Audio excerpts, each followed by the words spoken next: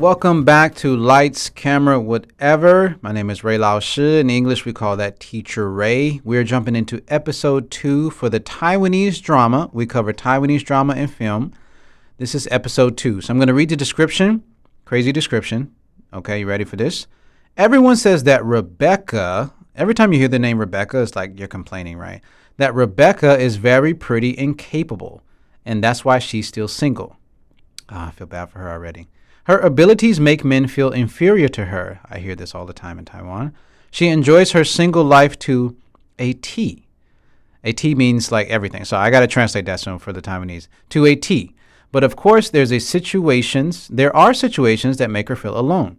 Her assistant chooses boyfriend over her when work gets busy.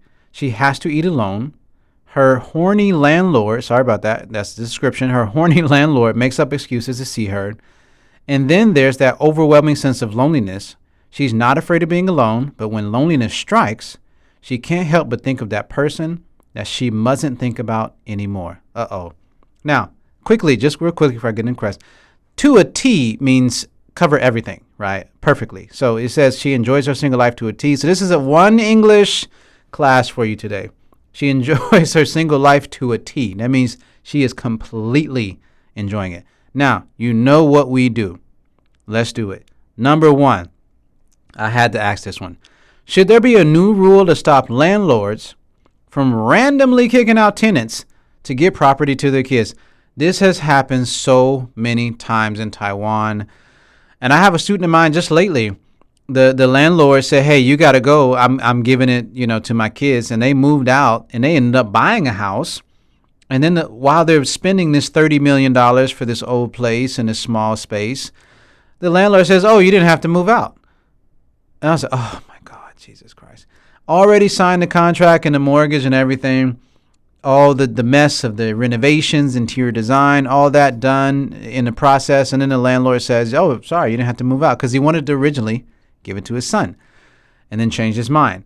There has to be a rule that says we have a contract. And within this contract, you can't kick me out to give. Yeah, I understand you're trying to do something for your kids. I totally understand. But we have a contract. We have a contract written and signed, sealed. It's done. You can't just randomly come and just kick me out. But like I say, in a lot of countries, landlord is king. That's why a lot of people are trying to get property because you have more rights. But in some countries, I think like Spain, they're a little bit more leaning toward, protecting the tenant. The tenant is the person that lives in the apartment. The landlord is the owner of that property. So should there be a new law? Absolutely yes. Yes. Please, because I'm renting right now because Taiwan real estate is out of control. It may go down. I just saw news that Warren Buffett has a crazy amount of cash right now. And not because he's rich, because he knows something is coming. We'll talk about financial advice next time. Number 2, I'm really sorry if your name comes up. I just want to say sorry. I'm just trying to make a point. Is it time to find new English names? Claire, Rebecca, Brittany, Lily, William, Johnny, Tony, and Lisa. I just put some examples. I have nothing against your name. I'm just saying it's a little bit outdated. So I think that sometimes, and let me tell you something. Actually, a lot of my students have come to me to give their kids English names. And I do well. I have to say I am very jiao and cocky about that. I provide some very, very really cool names. Now, I just had one of my students who just had a baby 2 days ago, right? And he was, what about the English name? I said, I refuse to give this boy a normal name like John and Tony and Chris. I refuse. So I went above and beyond, right? I went online and said, okay, give me the Chinese name. So he gave me the Chinese name. We're keeping it confidential. We're not exposing. I said, okay, your son's new name given by the right of Teacher Ray is called Zenon. And in 20 years, when he gets older, he's going to come back to this show and be like, oh, okay, so he would know who I am anyway. But he would come back and say, oh, you talked about my name on the podcast. I gave the name Zenon, which means a gift of Zeus. It already sounds crazy, right? It's a good name. So if you ever have a child and you don't want a boring English name, you come to me or you message us at Lights, Camera, whatever. Let me know. But is it time to find new English names? Absolutely, yes. I'm going crazy, guys. I love when students have like some crazy new name, but some names are a little bit outrageous. A little bit outrageous. I had one student named Coffee. I had one guy name was Rich. I was like, oh my God, you are so... Who calls themselves Rich? Now, if it's short for Richard, it's still weird, right? Because it's still weird. It's still weird. Oh, my name is Rich. You just inviting negativity to yourself. Number 3, do you like to be surprised for your birthday, or you are tired of eating cake? And guys, I know some of these questions are like, you're like, what? When I say, are you tired of eating cake? I'm talking about, are you tired of the surprise, right? So sometimes my questions are quite abstract, if you want to say. So, do you like to be surprised for your birthday, or you are tired of eating cake? I am not tired of eating cake. First of all, I love cake. I love tart. There's one cake shop in, if you go to Jiaoxi, I love Jiaoxi. I love Hot Springs.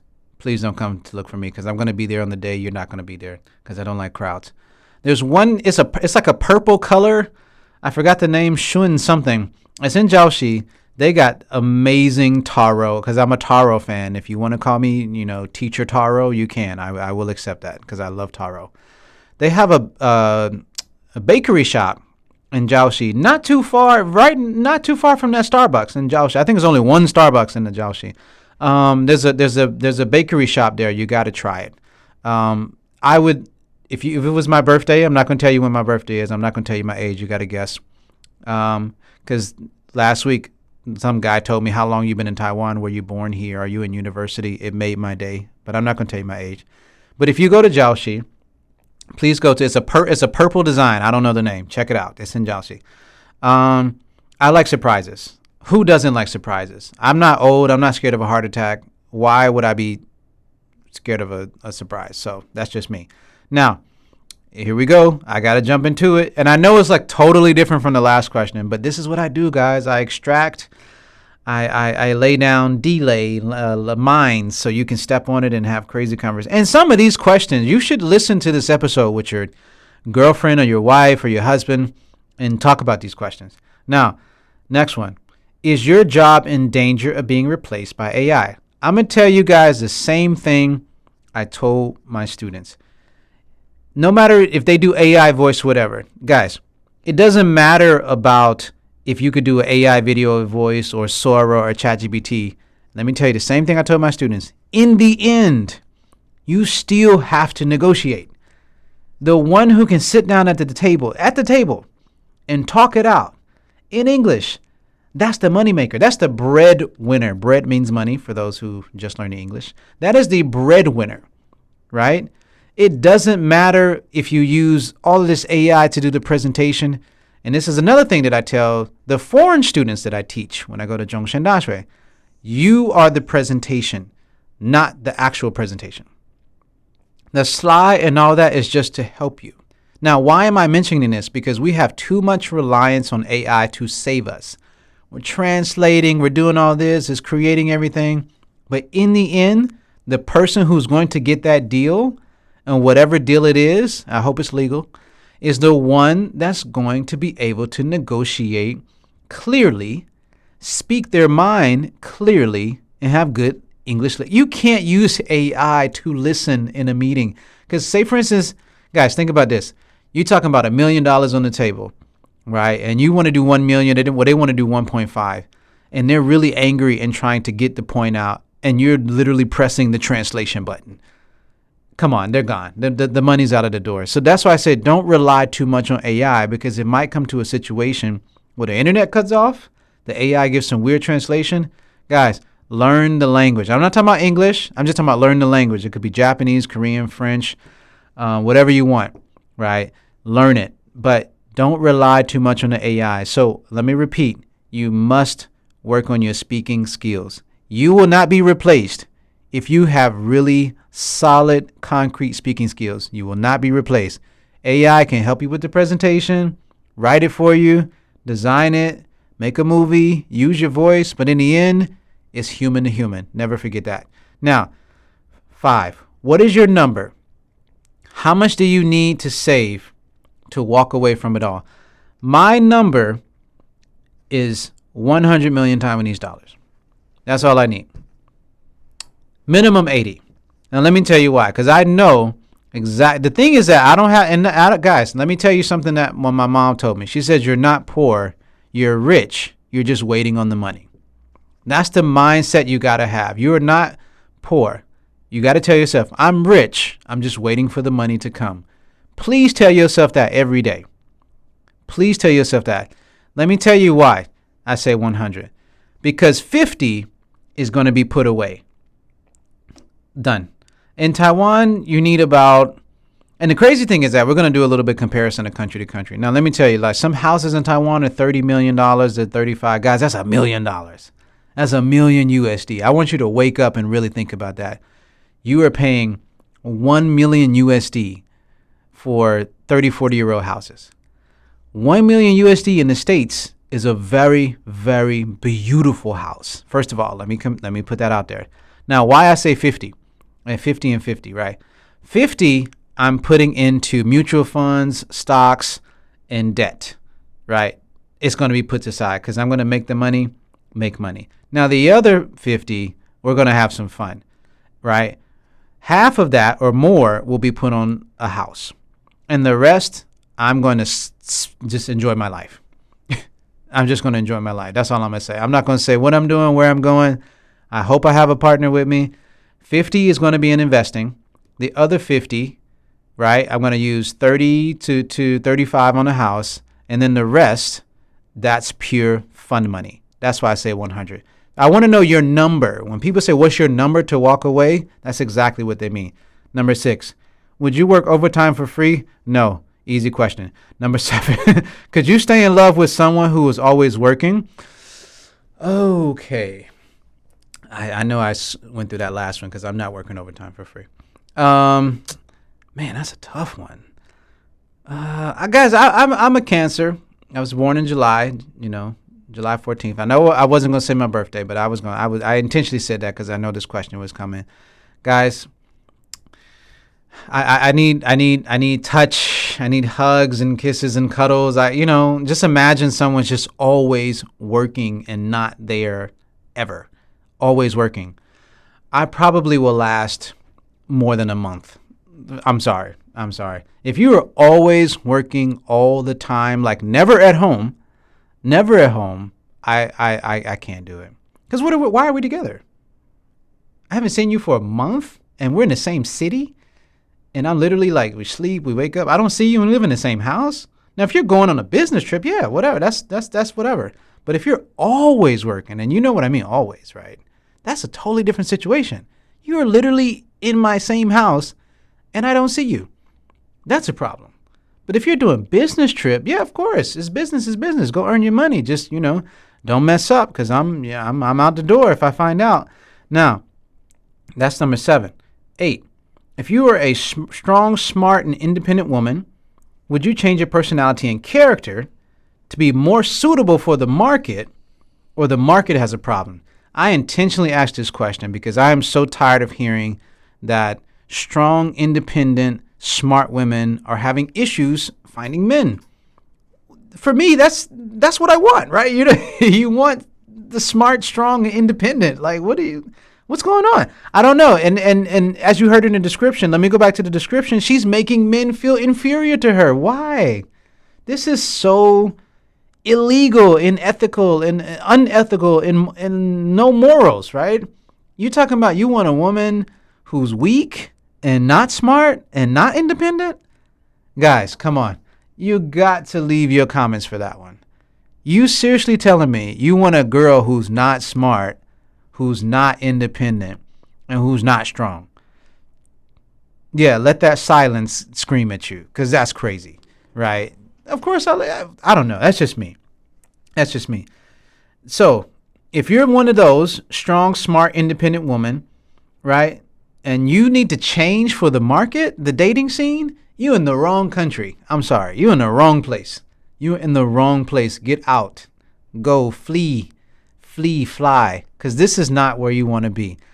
That's crazy that you are doing and being someone great, but you're making people feel inferior. That's kind of madness, actually. Like, you have to lower yourself to have higher chances. Just think about the math. I got to go lower to go higher. And in any language, any culture, any universe, that doesn't match. I have to go lower to go higher. Doesn't make sense, guys. So be careful out there. If you're a strong, smart, independent woman, let me tell you, the market has a problem, not you. You do you, sister. You do your thing. Number 9, do you have any exes you would run back to if you had a chance? No. Number 10, if there is obviously no one in the restaurant. Oh, this is a kill. Oh, my God. I was angry when I saw it. If there is obviously no one in the restaurant, should the restaurant rules still apply? I can argue. I can complain all day about this one.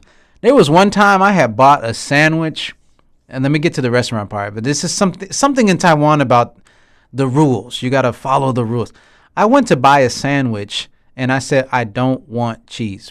And they said, the cheese is inside. I said, take it out. I'll pay the same price. They said, "May banfa." That means I can't do it. I said, why you can't do it? Because the cheese is already in the sandwich. I said, lady, I'm literally looking at you make the sandwich. There is no cheese when you're making the sandwich. And she said, let me go ask the chef. I said, just take out the cheese. She said, oh, but we can't take out the cheese. I said, well, you can keep the cheese and I'll pay the same price.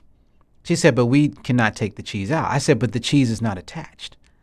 And these are the little situations that drive me crazy, right? It's like, just take out the cheese, right? You know, just put the cheese, give it to someone, give it to Ratatouille. I still watch that cartoon. I don't care. You can judge me. And you can do whatever, right? And the same in the restaurant. Literally no one is in. This is, guys, there's a cafe in City Hall where sometimes I teach, sometimes I don't. And literally there's no one in the restaurant, but they're telling me I need to leave in 90 minutes. And I'm like, lady, it's always a lady. I don't know why. But at the end, when I was finishing my online class, some guy came and I snapped at him. I said, bro, there's nobody here. So literally you're telling me that I have to leave in 90 minutes and there's no one here. And there's a possibility that I could order another drink. But you're telling me to leave. It's just madness, guys. So, yes, if there's literally no one in the restaurant, these Laoban restaurant bosses, please stop doing this. There's no one in your restaurant. Let that person chill and relax in the AC. Please don't do that.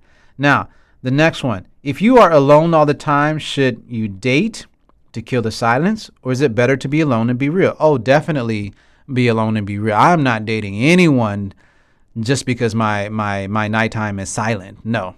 I'm going to go to the guys, there's nothing more powerful than a person who will go to movies by now. I've been in the movies plenty of time by myself.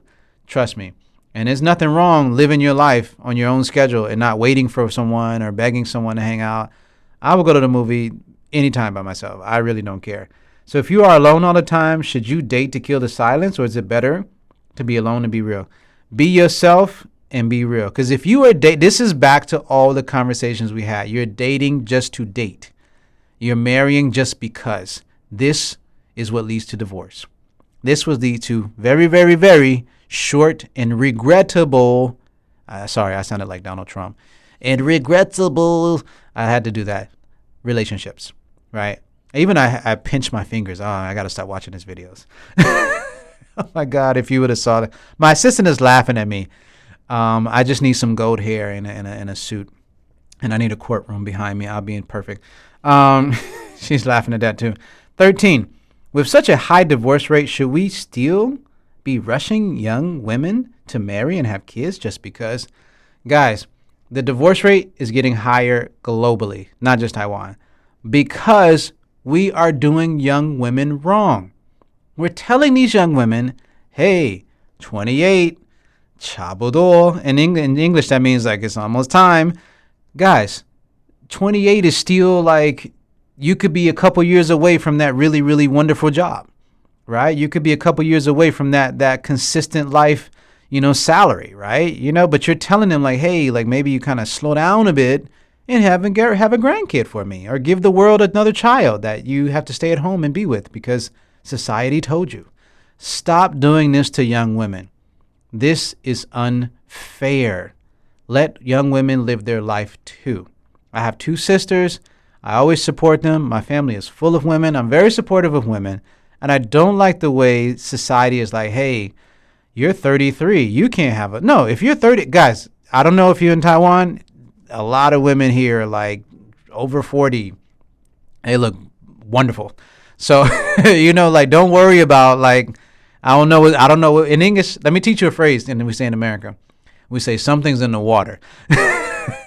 Something's in the water. There's plenty of... And they keep themselves very well. Over 40. They look perfect, right? So don't worry about age, right? And again, I prefer older because, like I said, they're strong, independent, smart. They know what they want. I don't like playing with games. But we got it back to the point. I always derail. And my assistant is like, yes, you're derailing. Now, stop doing this to young women. Stop pushing them into a corner and saying, hey, it's time. Hey, you got to have a kid. You got to have a baby. Like, it's time. Like, don't be too strong. Let me tell you something. I had one student. This is crazy. She's kind of muscular. She said her husband made her take injection because she had too much muscle. Her leg was too strong. I almost cried. I was like, what? So you naturally a certain way. Your husband's been married to you for like 8 years and, now you out of the blue got too much muscle? You had to get an injection because you got muscle, natural muscle, and my student is not going to the gym. That just kind of gave me a bigger picture of what's going on here. You have to get an injection to lower your muscle? I don't know. I'm attracted to girls who are strong with muscle and gym strong, but I don't know. That's just me. That's just Teacher Ray. Just putting that out there. Now, 14. If you had 2 people chasing you simultaneously, how do you make a choice? And I'm so sorry this had to be the last one, guys. But honestly, let me quick. If you were with one person and another person came and you start thinking about that second person, you don't want that first person. That's very simple. But what to do? I got to be realistic. But if there's 2 chasing you at the same time, you be careful, right? You got to be careful. But for me, how do you decide? Very easy. Follow your heart and your gut. That's all I got to say. Gut and heart. That is episode 2. Lights, camera, whatever. And see you next time. Thank you.